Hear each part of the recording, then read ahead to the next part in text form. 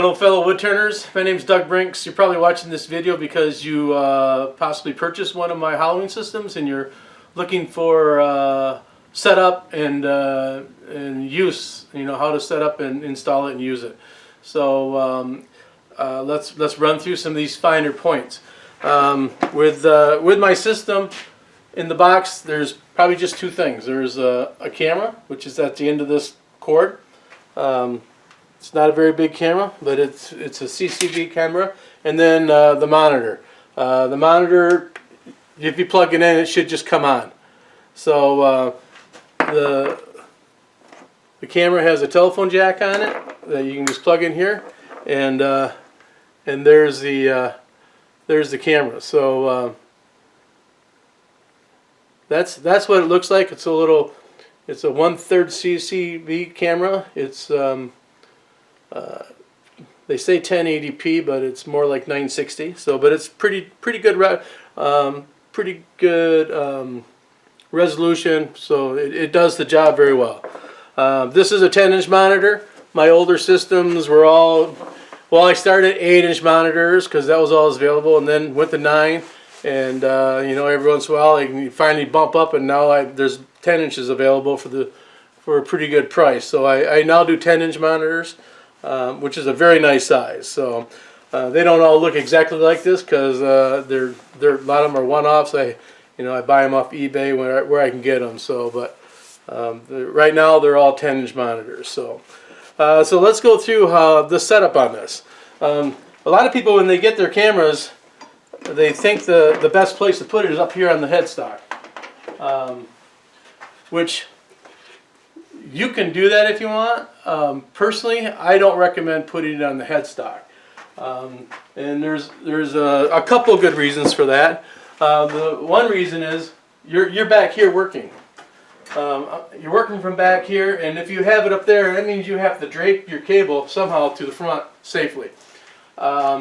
Plus, you're writing on it. You're making notations actually on the screen, so you don't want to have to walk around every time to make a notation. So I recommend, and I have my camera mounted up here permanently. Let me turn it on. So there's my camera. It's permanently mounted up here. I like it here. I'm working like this. I can come up here. I can mark on here with a marker where I'm at, where I'm headed, and I can see it. I can see it without my glasses on. So I can wear a face shield or safety glasses. If I was to head way down there, it's quite a ways away to see how close you are getting to the edge. With it here, I can see how close I am to the edge. I can get a really thin vessel without too much effort with it this close and easy to see. So that's why I recommend it. My systems come, I make them, they have a hole in there. This here bar, the board on the back, the mounting board, that hole is made for a mic stand. So you can get a mic stand from Guitar Center or your local music store for less than 20 bucks, and you can set it on a mic stand. That's what I use when I do demonstrations, and I can just set it up wherever I want and move it around. So you can set that behind there and put the mic stand real high and move it around. If you didn't have a way to mount this, like I have a contraption from the ceiling coming down, so it was easy to mount. But if you don't have that, you can put it on a mic stand, or you can come up with your own way to mount it on that board on the back. So that's how I recommend that you mount them. The next thing you want to do is when you set it up, I have bars available that I just completed making in the last few days here. If you have an existing bar, you can just epoxy that camera to your existing bar. Here's my my original setup. It's a Carter. It's a Carter hollow roller. This is the bar that came with the laser on it. I took the laser off and I epoxied and tie wrapped the little camera to that, and then tie wrapped the cable down. It's not pretty, but it works. If you have an existing laser mount, you can just epoxy that camera to it, and you just buy the camera and the monitor and epoxy that on there, and you're good to go. That'll work just fine. The one thing that is really nice that you want to be able to do is adjust this bar up and down to get this within 4 or 5 inches of the vessel. The closer it is, the better your resolution up here, and the larger the vessel is. I mean, I'm almost full size here on the vessel. so it's easier to see, and you can get a better. I mean, I can drop this bar down more here by just sliding it up and down, but right there where I'm at, that's kind of where I like it. You know, so when you get it on here, this lens, the lens turns to focus. So right now I got that on there. It's not real well focused. I just put that on there so I can focus that and get it focused to the vessel. Once I've focused it to the vessel, most of my vessels are roughly the same size. I don't ever focus it again, you know. If I was to do a big vessel and had to move this up, then I would drop it up and come down here. But right now I have it so it goes through my steady rest without hitting the top or the bottom. So that is, for me, is the perfect setup. With one thing that I want to note, if you have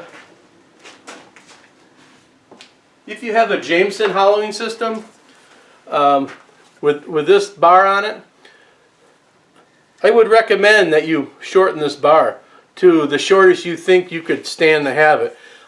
It's kind of tall, and there's a lot of vibration and movement in this, and this ends up way high above the vessel. I mean, way up here. So in the video, you can hardly see the vessel. If you can bring this down some, it'll help to blow up the vessel in it. If otherwise, what you can do, I've made a bar. I made a bar for a Jameson system. It clamps on down here.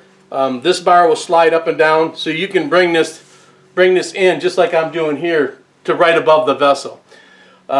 If you got a system where you can't get that camera down close enough, and you just have to have it high, they make a little telephoto lens. These are like $11, $12, $15 somewhere. I think I just checked today, and they're $11. So, but these will screw onto those CCD cameras, and it's a telephoto lens. It'll zoom right down on it. I would rather see somebody try to adjust it down closer as opposed to putting this on, because this piece probably weighs 5 times more than what this camera weighs. That camera is just a little plastic camera. This is like a metal housing telephoto lens. It's adding a lot of weight to that camera that the camera wasn't originally built to hold. And we got a lot of vibration going on, so I would be concerned if you put one of these on that the camera body might come apart after a while. I don't know for sure. I do have some friends who are using them. I know they really like them. I don't know if they've had them long enough to know about longevity. Of course, these cameras, you know, they're $20. So I mean, if it broke, it's not that huge of a deal to replace it. But I do have a bar that I've made for these that slides over top of slides over, clamps down. It's solid. It doesn't move. So it's a nice system. So let's go to use this. How I'm going to use this and set it up. So let me, I'm going to move the camera, and then I'll be right back. When you mount your camera, you want to plug it all in before you glue this thing on, to make sure that you've got your orientation correct with your camera. So what I do is plug them all in, and then I have my camera up there, and I'm going to zoom in on that. Here's my bar. It's going this way. My headstock is that way. Looking at my camera. Okay, my headstock is that way. My tailstock is this way. I want my camera set up so that when I'm moving my finger in and out from the tailstock, it's lined up correctly.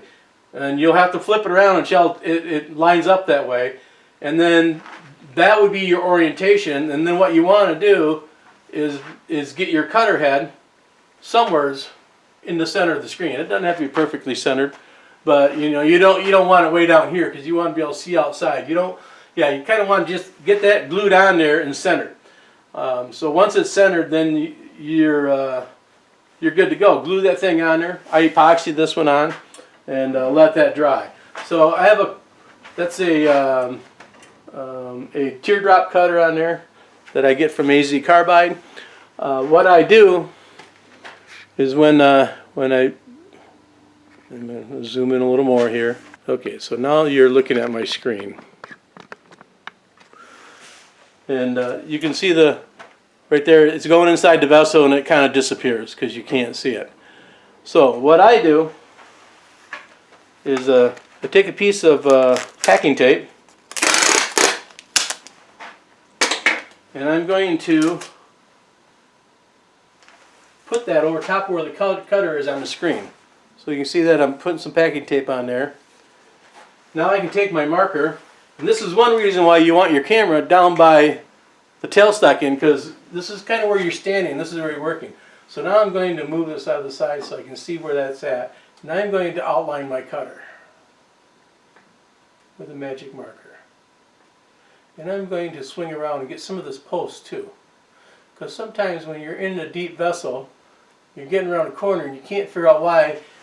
To see the post, to see where your post is, you'll see that and realize, oh, I'm ramming my post into the lip of this vessel.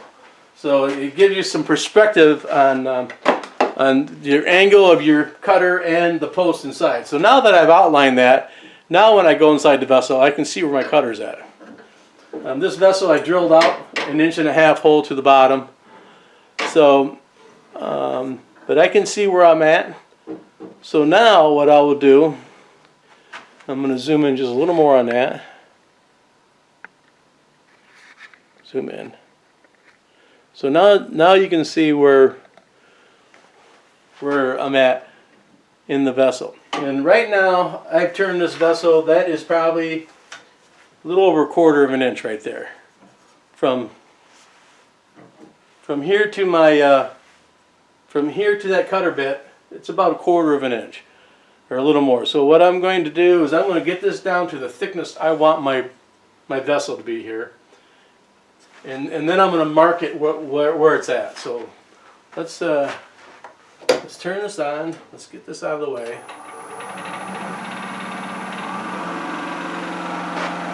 Let me get my glasses on here. And I'm going to bring that down and just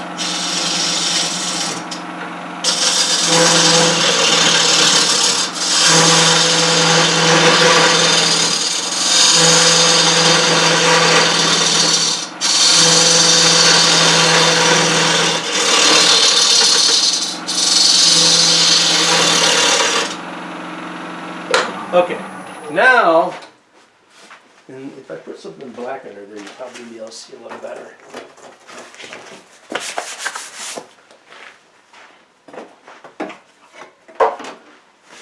Okay, so now I've got my vessel where I want it, and that is probably about 1/8 inch thick. You can see there's just a little bit of a gap between my up here on the vessel. You can see I got just a little bit of a gap there. It's about 1/8 inch. So now what I'm going to do is I'm going to go onto that screen and I'm going to mark the vessel at that spot, which is just barely off there. I mean, my mark is hardly off the end of my cutter.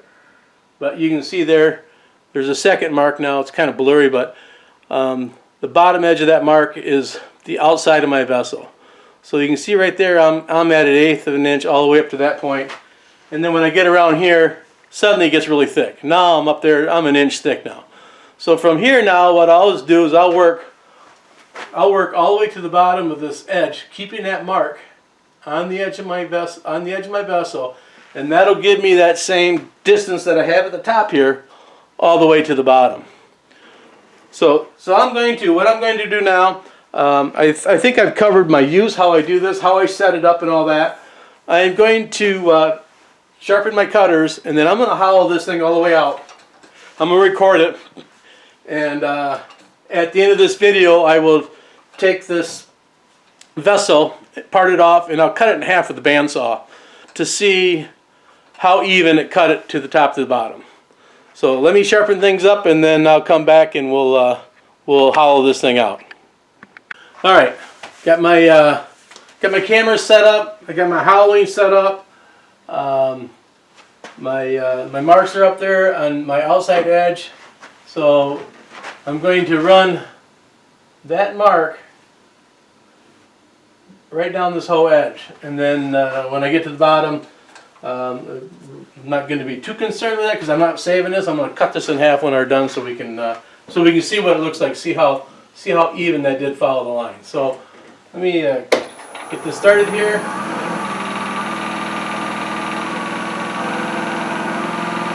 I like to get it up to about 1200 RPM, some 1276. So that's good.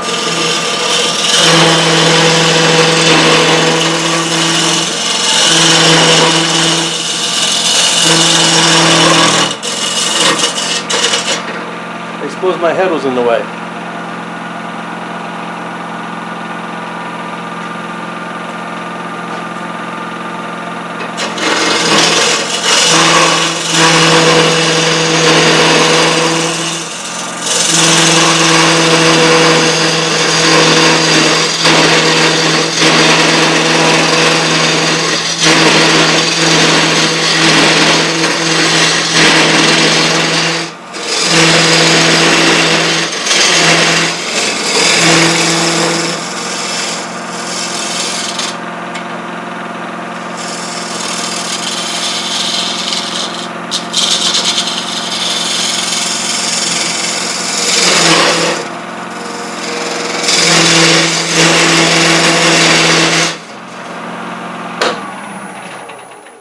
Okay, once I make it around the top there, I don't plan on coming back.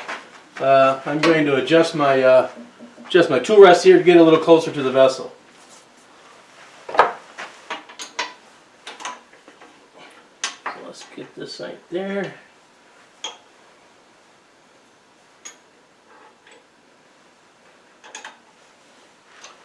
And then bring this in a little closer.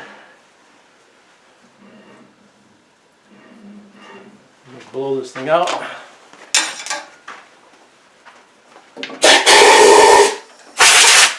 Every time I blow this out, I blow everything off here and make sure I blow off the top of my hollow roller.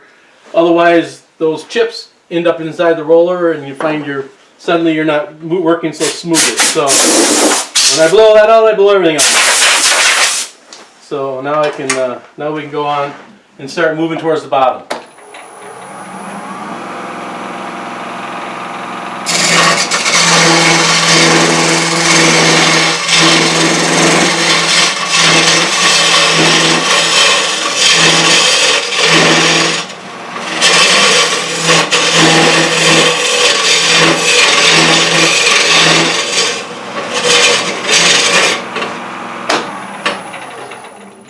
And we're ready to blow out again here. So we're going to spend a lot of time blowing out.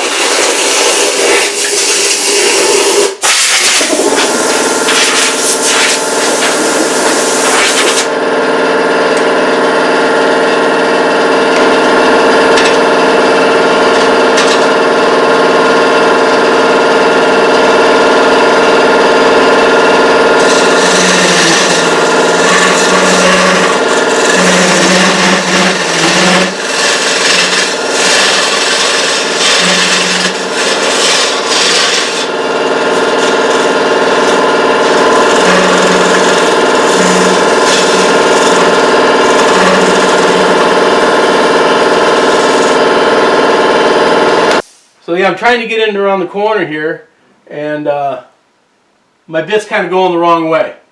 So I need it to be a little more of an angle, so I'm going to loosen it up, and I'm going to put it in at a little sharper of an angle that I can get that corner with down there. So now you can see, let me put this over here where you can see it.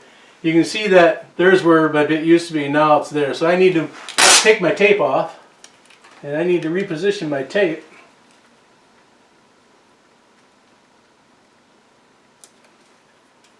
back over the bit again. So now I reposition that, and that's another reason why you want it here. You're constantly making changes to this as you move down the vessel. So it works best to have it on this side somewhere where you can get to it. So, okay, I repositioned that, so now I'm going to get this bottom corner here, and then I'll probably move that back and get the bottom.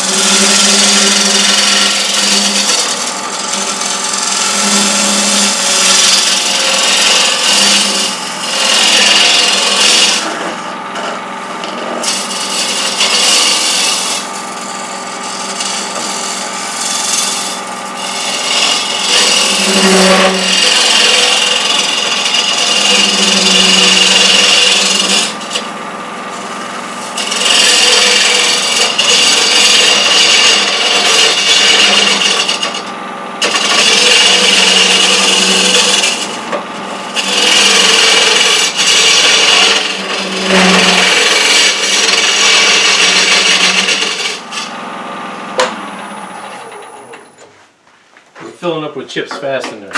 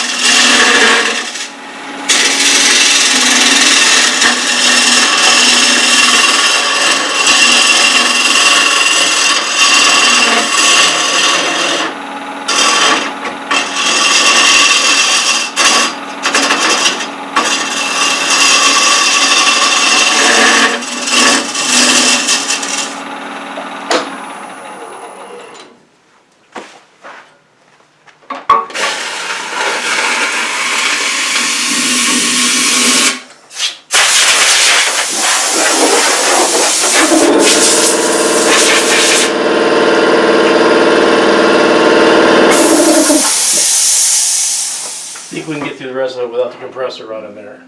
Okay, so let's see, we're there, we look good there, maybe just a little high there. So I might take a little bit there, and then we're good until we get about right there, and then it starts getting thick. To the bottom here, I got a little lump there, but that's my bottom mark right there.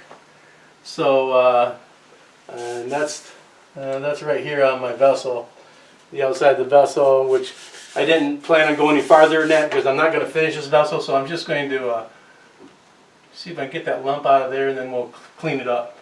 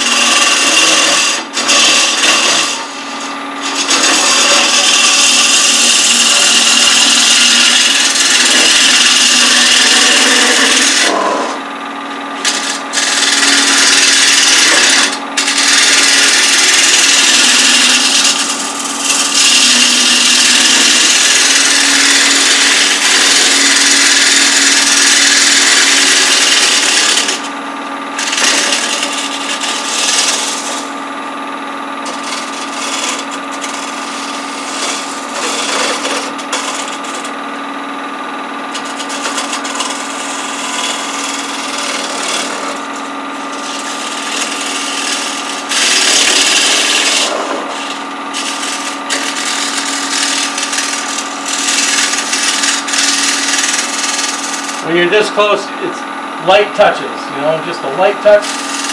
Just going to skim the edge.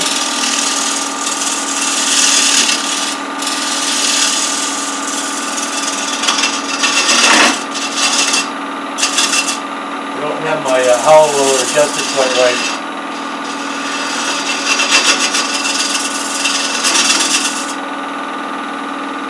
Okay. There it is. I'm all the way to the bottom. So let's get those all off here, and then we'll cut it off. So let me stop the cameras for just a minute while I get it off the lathe. We'll leave this camera on while I get everything off here.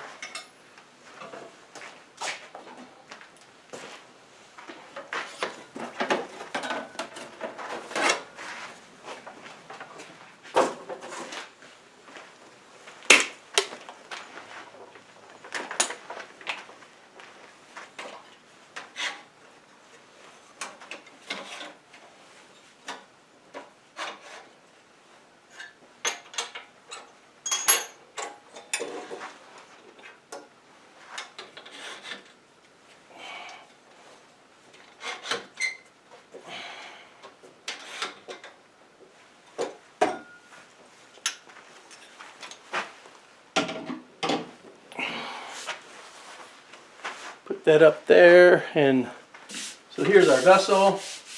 I think I end up hollowing it down pretty close to the bottom, down about that far. So let's take this off here and we move the cameras, and we'll cut this thing in half and see what we got.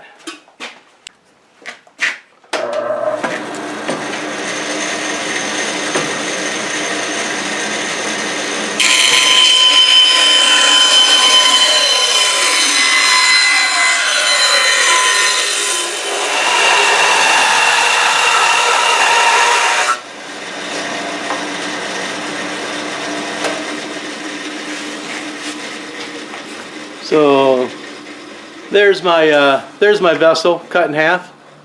I think that took about 15 minutes to do, and it's pretty even, I think. So and the finish is pretty nice on the inside too. That's with the teardrop cutter. I use that a lot. If I'm into a gnarly burl, something that's old and petrified, then I'll get out AZ Carbide's little hogger and start using that. But their teardrop does a great job on a lot of soft woods and most of the stuff I'm doing. So yeah, there's what you can expect to get with using a camera, fast and easy. Whether you're making your own or you buy one of mine, it doesn't matter to me. A lot of people are using the car monitors, backup reverse monitors. You can get them for $20-30. It's only a 7-inch screen, so it's pretty small. I think this one up here, I have an 8-inch screen. It's a little bigger, but the 10-inch screens that I'm using now, they're noticeably bigger. You get a lot better resolution, and it's easy to see, and you can get right down to the nitty-gritty. So thanks for watching. If you're interested, contact me. You can send me an email, and I can send you any information I have.